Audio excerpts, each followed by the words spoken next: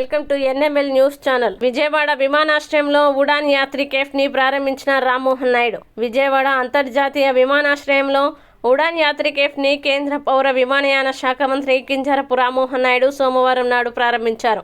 విమానాశ్రయాల్లో ఆహారం మరియు బెవరేజ్లు కేవలం 10 రూపాయల నుండి అందుబాటులో ఉండడం ద్వారా ప్రతి ప్రయాణికుడికి అదనపు సౌకర్యాన్ని చేరువ చేస్తున్నామని రామ్మోహన్ నాయుడు స్పష్టం చేశారు.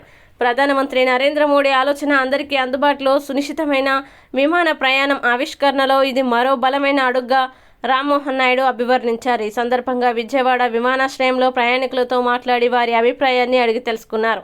అలాగే అమ్మ పేరుతో ఒక చెట్టు కార్యక్రమంలో భాగంగా విమానాశ్రయం ఆవరణలో మొక్కలు నాటే కార్యక్రమంలో రామ్మోహన్ నాయుడు పాల్గొన్నారు. ఈ కార్యక్రమంలో విజయవాడ పార్లమెంటు సభ్యులు కేశినేని శివనాథ్, ఏఏఐ అధికారులు మరియు విమానాశ్రయ సిబ్బంది తదితరులు పాల్గొన్నారు. So the reason I have come here is we have started Udaan Yatri Cafe. This is for all kind of passengers. 10 rupees is water bottle, 10 rupees for tea, and 20 rupees is coffee. And we have some local sweet also. Have you tried this sweet? Huh?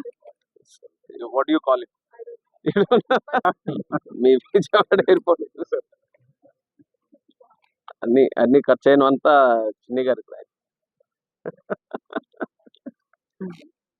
Hello, hi, your student and your going కి గాని లేకపోతే పూణేకి గాని ఇలా important destinations ఇంకా విజయవాడ నుంచి ఉన్నాయి.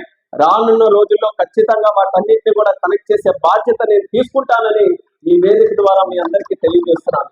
అయితే కేవలం ఇదంతా నేను మాట్లాడింది డొమెస్టిక్ కనెక్టివిటీయే.